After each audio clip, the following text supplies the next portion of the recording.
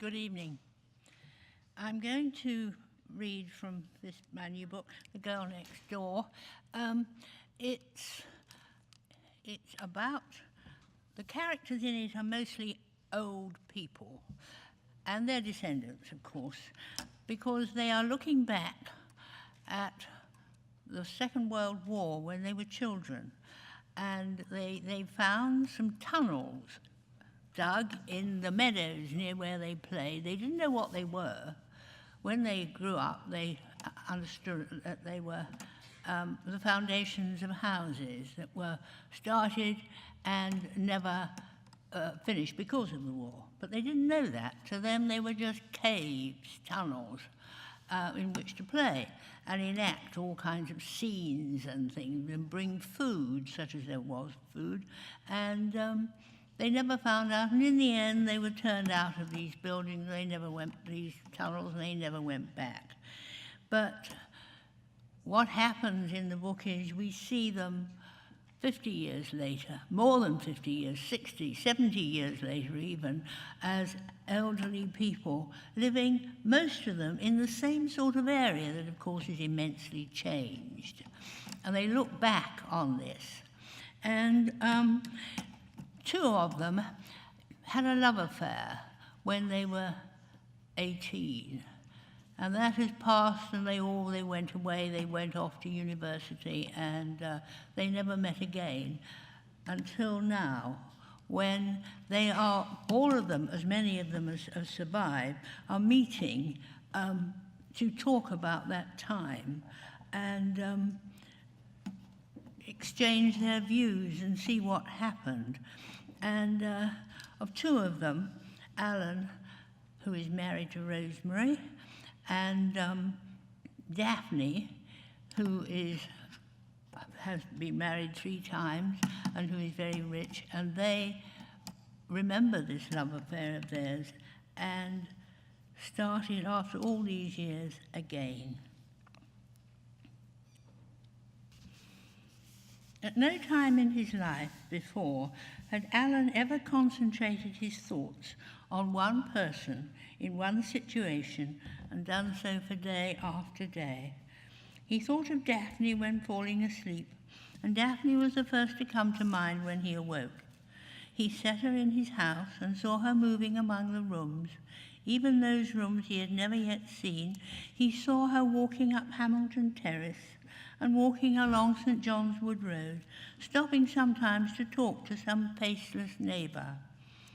He saw her reclining on the sofa where they had lain, a book in her hand, and then she laid the book aside to think, perhaps, of him. Most of all, when dwelling on her, he was asking himself what they were going to do. Would the sort of promise she had made to him ever come true? It was so unlikely. He was too old, and this too had to be faced. She was too old. People didn't fall in love at their age, but they do. He had supposed, and in a way hoped, that setting eyes on Rosemary after he returned from his visit to Hamilton Terrace would bring guilt, enormous guilt. He might, he had considered while sitting in the tube, even feel a kind of relief that Rosemary's presence, Rosemary's existence, would show him his and Daphne's folly, the impossibility of what they had half planned to do, and the sheer wrongness of it. But this had passed in a moment to be replaced by a thought that it would be wrong, even if possible now, to dismiss this joy he and she contemplated. It was something he would bitterly regret for the rest of what life remained to him. Telling himself that he would be a useless companion to Rosemary now, no husband, a shell, his whole mind and heart given to another woman, even if he looked like the man she was married to. That was a hypocritical let-out. Rosemary was a good woman, he repeatedly told himself, devoted to him, a homemaker, his carer, the mother of his children. Then a small voice inside him said, of all that, only the last was true. An image of the sewing machine appeared in his mind's eye. A song from some musical had been about the sewing machine being a girl's best friend. How ancient that seemed, how antediluvian. Rosemary's sewing machine had been his worst enemy. The sound it made, that buzz that was unlike any other, got increasingly on his nerves. No other woman he knew possessed a sewing machine, though many had done so when he was young. The only other one he knew of was in the dry cleaners they patronized in the high road, where a woman in a sari sat in the window stitching seams. How grossly unfair he was being. He couldn't leave Rosemary anyway. It was unthinkable. Yet he was thinking of it as often as he thought of Daphne.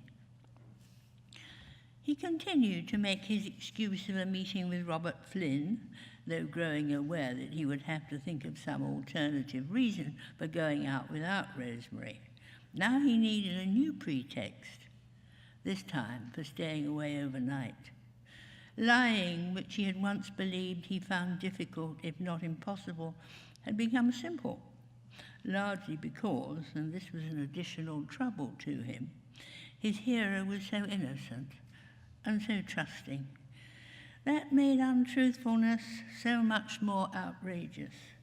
Yet he and Daphne couldn't go on as they were, kisses and afternoon visits, however delightful. He knew himself and was aware that for him, lovemaking should take place at night time, not necessarily in the dark, but at least in artificial light. And if possible, not on a sofa. It was his age. Wasn't it true that for this fundamental aspect of our being, for sex and love, we want the circumstances, the setting and the very sounds and scents of our youth? That might well be why some marriages endured more or less forever. He thought, as he often did, of Daphne's father's car at dusk on Baldwin's Hill. The smell of her now was the same, the feel of her. She was the first woman he had had and would, if all could miraculously go well, be the last. He would be found out through Robert Flynn. That was why he must think of another excuse. He thought of all this as he told his usual lie to Rosemary and set off for Loughton Station. Robert would phone, or his wife would, or someone else who knew them both would phone and tell Rosemary that Robert was complaining he never saw Alan these days. Coming home in late evening, he often thought of that. But he need not think of it now. Not now. Risotto is a dish notoriously difficult to make, or if not that difficult, time-consuming. Once you have started it with your rice and mushrooms, say, in the pan, stock added and more stock waiting to be added, you cannot leave it. Constant stirring is essential, or disaster ensues. The chief at Lotaria's restaurant in St. John's Wood High Street was a superb cook, and his risotto was famous, thanks in part to culinary features in glossy magazines. The restaurant was always full by 8:30, but those who booked for 7, the locals and the elderly mostly, found space and soft music, pink tablecloths and napkins, always the best colour, and courteous service. And of course the risotto. Freya and David had been visiting the flat in the block opposite Lord's, of which they now had possession. They would move into Oak Tree Court on the following Saturday, but today they were measuring windows for blinds and calculating whether the second bedroom would take a queen-sized bed. They arrived there later than they had expected, and once inside made 2 discoveries. The previous occupants had removed all the light bulbs, and they themselves were highly incompetent, both with tape measures and rulers. Near quarrelling, they sought their usual remedy for ill temper, sat down on the newly carpeted floor, and drank a couple of glasses each of the bottle of Merlot they had brought with them. This restored their equilibrium, and as it was getting on for 8:30 and growing dark, they set off to find a restaurant. "Why not try Lothario?" said Freya. "He's the man who makes the marvellous risotto." I hate risotto. Then you can have something else. The place was crowded. They hadn't booked, but one table was available to them, the sort no one wants because it is just inside the door and liable to drafts. I think we should have a pink tablecloth like these, don't you, said Freya, who had something of her grandmother in her. David was not a talkative man, something which seldom bothered her. They ordered another bottle of Merlot, risotto for Freya, spaghetti vongole for David. He was not a people watcher either, in her opinion, like most men. Her eyes roved round the diners and came to rest on a couple seated at a table diagonally opposite theirs. The man was facing them, and the woman had her back to them. Far from young, or even in their middle years, they might have been described as in the prime of old age, straight-backed, and both with good heads of hair. It seemed as if they had finished eating, but 2 half-full glasses of wine were still in front of them. The man, whom Freya immediately recognized, had his right hand covering the woman's left hand across the tablecloth, and now he raised it to his lips. Freya said faintly, "I don't believe it." That always means you do. You see those people, the woman in the black and white?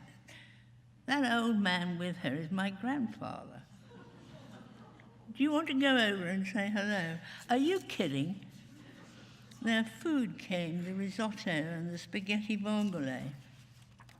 Freya took a larger than usual swig of wine. I rather hope they don't see us. That isn't my grandmother, you know. Some business acquaintance, I expect. He doesn't have a business. David smiled, then laughed. Well, good luck to him. It isn't funny. The old man was paying his bill. They finished their wine, got up, and began walking towards the door, quite a long way from Freya and David, who kept their eyes downcast, but in Freya's case, not enough to avoid seeing their departure. Did you see that? She said, the doors closed behind him. He had his arm round her like they were young. Maybe they feel young. It's upset me a lot. I feel sort of disillusioned. I mean, I never dreamed of anything like that. Not Granddad. It's not our business, Freya. Of course it is. He's my granddad. I really need a drink, something stronger than that red stuff. A grappa. Do you want one? I'm okay. It hasn't upset me. Next time, said Alan, I'll stay the night. Good. Daphne wouldn't want to know how he would manage to stay the night, when far greater prevarication would have to be employed. What far bigger lie be told to explain his absence for perhaps 24 hours? Not Robert Flynn this time. Alan was growing frightened of Robert Flynn, that this innocent and blameless man might suddenly surface like a monster from a calm sea, rear his ugly head, though Alan remembered him as rather a handsome man, and gnash his shark-like jaws, robbing his quarry of an arm or a leg. For to lose Daphne now would be like the loss of a limb. Of all that Robert Flynn might do, he must not be allowed to take Daphne from Alan. Better break up his marriage. But that was already broken, wasn't it? Worries, mostly related to Robert Flynn, whose function as an alibi Alan felt he had overused, beset him all the way home in the tube. He even envisaged walking into the flat and finding not just a wakeful Rosemary sitting there, but also Robert Flynn and his wife, whatever she was called, the three of them assembled to examine his lies and excuses and confront him with them. Of course, there was nothing of the sort. Rosemary was in bed and presumably asleep, and the copper-coloured silk suit, finished at last, was on a hanger in the hallway.